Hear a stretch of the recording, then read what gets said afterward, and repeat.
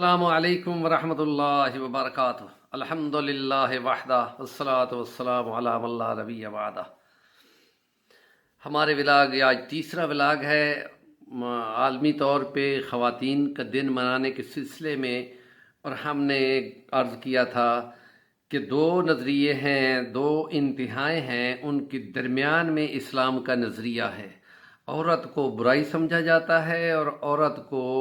ایسی پابندیوں کا سامنا کراتا ہے جس سے اس کا سٹیٹس خراب ہو جاتا ہے۔ ہم اسلام کے نقطۂ نظر سے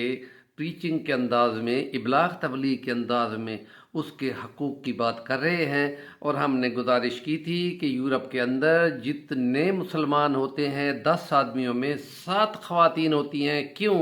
اس لیے کہ ان کو معلوم ہو چکا ہے، جدید میڈیا ہے، 5th جنریشن وار چل رہی ہے، تو اس میں اپنے حقوق کا موازنہ وہ کر لیتی ہے، اور اس حساب سے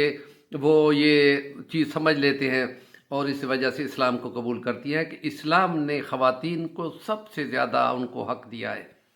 ماں کے اعتبار سے ہم کہتے ہیں کہ نبی پاک صلی اللہ علیہ وسلم نے، صحابہ نے پوچھا تھا من احق کو بحسن صحابتی، حضور پاک نے 3 مرتبہ فرمایا امک کا قال ثم من، قال امک کا قال ثم من، قال امک کا قال ثم من، قال ابو کا ثم ادنا کا ادنا کا۔ تینوں مرتبہ نبی پاک نے فرمایا تیرے اچھے سلوک کا مستحق تیری اماں جی ہے، اس کے بعد چوتھے درجے پہ فرمایا تیرا باپ ہے، اس کے بعد جو قریبی ہیں، اس کے بعد جو قریبی ہیں۔ اور اس لیے اسلام کی تعلیمات یہ کہتی ہے کہ قرابہ داری کو توڑنے والا جنت کی خوشبو بھی نہیں پا سکے گا، چاہے کہ جنت کی خوشبو 40 سال کے سفر سے خوشبو آ رہی ہوگی، لیکن اس کو نہیں آئے گی۔ لا يدخل الجنت قاطع کا لفظ بھی آتا ہے، تو رشتہ داریوں کو سنبھالنے کا حکم ہے۔ تو اس لیے ماں کے بارے میں فرمایا حرم علیکم عقوق الامہات، ماؤں کی نافرمانی حرام کر دی گئی ہے، کہ ماں چونکہ رحمت کا ایک سبب ہوتی ہے تو باپ کے مقابلے میں وہ سختی اتنا نہیں کرتی، اس لیے فرما دیا کہ اس کی نافرمانی حرام کر دی گئی ہے، تو اس حساب سے بچنا چاہیے۔ اور ہم کہتے ہیں کہ اس کا روپ، عورت کا روپ جو ہے ماں کے بعد اس کی بیٹی ہوتی ہے، تو اس کے لیے فرمایا کہ جو بیٹی پیدا ہوتی، عربوں میں وہ کچھ قبائل تھے جو دفن کر دیا کرتے تھے تاکہ اس کے معاملے میں مشقتیں نہ اٹھانی پڑیں اور دشمن نہ اٹھا کے لے جائے، تو اس حساب سے انہوں نے جو طریقہ غلط پکڑا ہوا تھا، اس کے جواب میں ہم یہ کہتے ہیں کہ پیارے پیغمبر صلی اللہ علیہ وسلم نے اس ماحول میں یوں تعلیم دی کہ جس نے 2 بیٹی کو پالا یا 3 کو پالا یا 2 بہنیں ہوں، یہ ایک اور روایت میں 2 بہنیں ہوں، اور اس کی وہ تربیت کرتا رہا اور تربیت و خدمت کرتا رہا یہاں تک کہ وہ اس سے جدا ہو گئیں، میرے ساتھ یوں جنت میں جائے گا جیسے آپ نے یہ 2 انگلیاں کر کے دکھائیں، جیسے یہ 2 انگلیاں ملی ہوئی ہیں، وہ میرے ساتھ یوں جنت میں جائے گا۔ اور یہ ایک بہت بڑا مقام ہے کہ جس کے لیے قرآن یہ کہتا ہے کہ لوگ تو کہتے ہیں بیٹے ہوں بیٹے ہوں جو کل کام آئیں گے یا کل وارث ہوں گے یا دنیا میں ان کے سپورٹر ہوں گے یا جنگوں میں ان کے ساتھ ہوں گے، تو اللہ پاک کا قرآن یہ کہتا ہے کہ جس کو چاہے وہ بخشتا ہے بیٹیاں،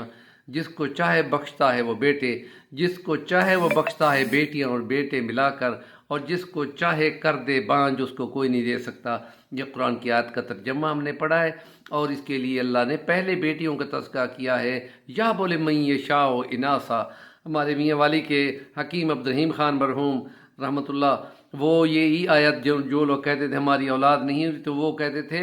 کہ رمضانہ تم آ کے مجھے ایک قرآن کی آیت پڑھ کے سناؤ تاکہ لوگ بھی سن لیں، اور وہ پڑھا کرتا تھا یا بولے من یشاء اناسا و یا بولے من یشاء الذکور، ثم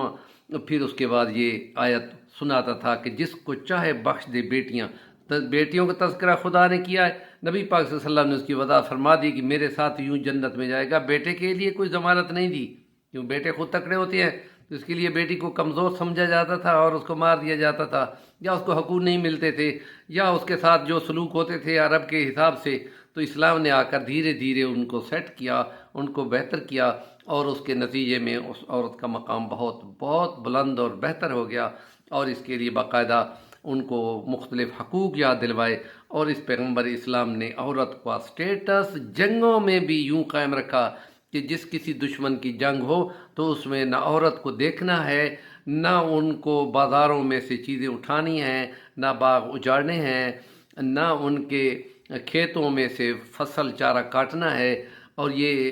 ضابطۂ اخلاق دیا کہ کسی گھر میں ایسے ہی نہیں گھس جانا، اور یہ ضابطۂ اخلاق جنگوں میں تو کہتے ہیں اور محبت میں کوئی قانون نہیں ہوتا، لیکن ہمارے پیغمبر نے یہ باقاعدہ قانون اور اخلاق کی تعلیم دی ہے، جس کے نتیجے میں دشمن کو یہ بات بہت اچھی لگی اور ان کے دلوں کو مسخر کر دیا۔